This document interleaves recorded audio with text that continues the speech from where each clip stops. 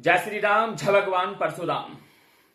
ऊंच नीच जात पात भेदभाव का कीड़ा सबको काटता है, सबको काटता है, लेकिन बदनाम ब्राह्मण होता है, क्षत्रिय होता है, सनातन होता है, वेद होता है, गीता रामायण भागवत होते हैं। ऐसा नहीं है। मैं आपको आज धरातल की बात बताऊंगा, ग्राउंड पर लेके चाहता हूं।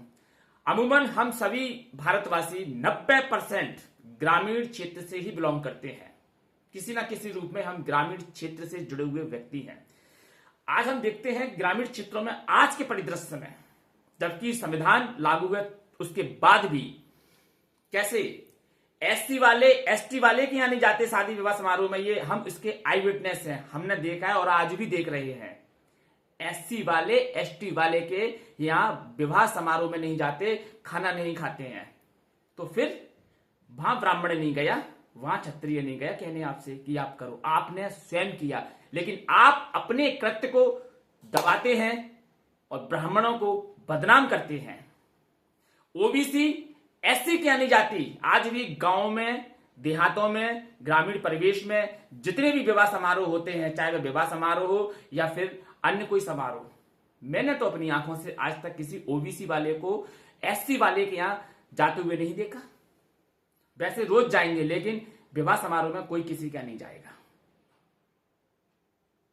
बदनाम ब्राह्मण होता है, बदनाम क्षत्रिय होता है, वेद होता है, सनातन होता है। कि इनमें ऐसी शिक्षाएं लिखी हैं, उनमें कहीं नहीं लिखी ऐसी शिक्षाएं कि मानव से मानव का भेदभाव किया जाए, ऊंच नीच जात पात। ये वेद की व्यवस्था नहीं है, ये ब्राह्मणों की दी हुई व्यवस्था नहीं है। यह तो समाज के द्वारा समाज में प्रचलित की गई व्यवस्था है, जिसका ठीकरा ब्राह्मण के सिर फोड़ा जाता है।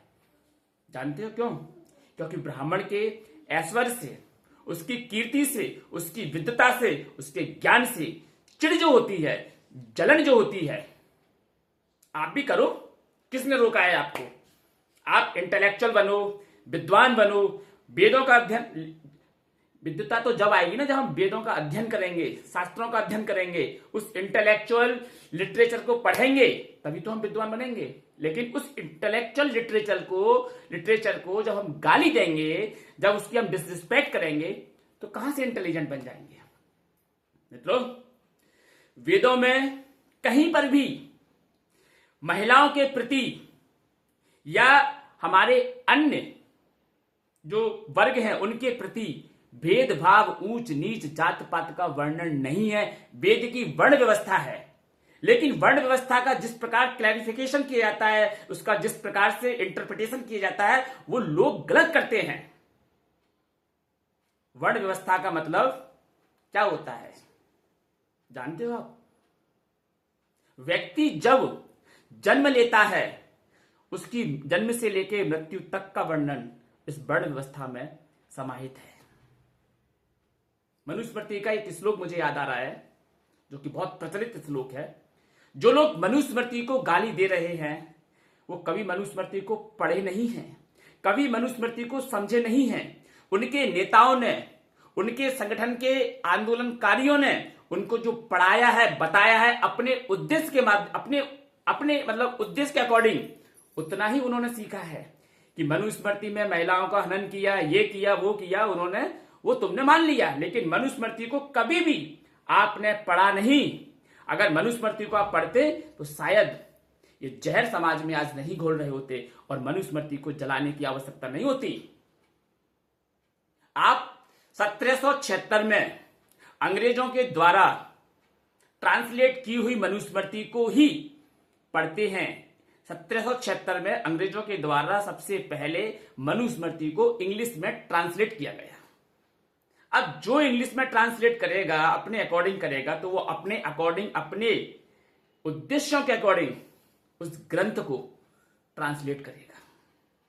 मनुस्मृति का खैर हम अपने मुद्दे पर कि मनुस्मृति में एक श्लोक आता है, जन्मना जायते शूद्रः संस्कारतः द्विज उच्यते वेद पाठ भवेत विप्रः ब्रह्म जानाति इति ब्राह्मण।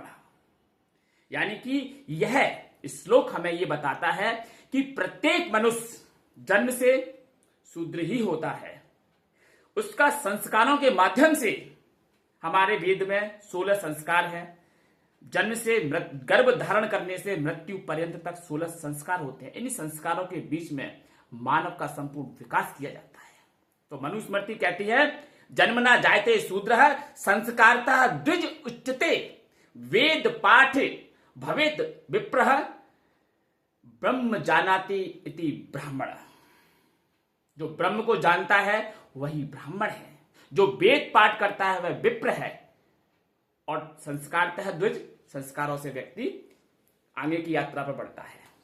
तो ये कहीं नहीं लिखा कि पर्टिकुलर कोई व्यक्ति विशेष, किसी वर्ग के व्यक्ति विशेष, उसमें लिखा जन्मना, जन्म से जन्मना जायते शूद्र। ये मनुस्मृति कहती है, लेकिन मनुस्मृति को जो जानते नहीं है वो गलत इंटरप्रिटेशन करते हैं।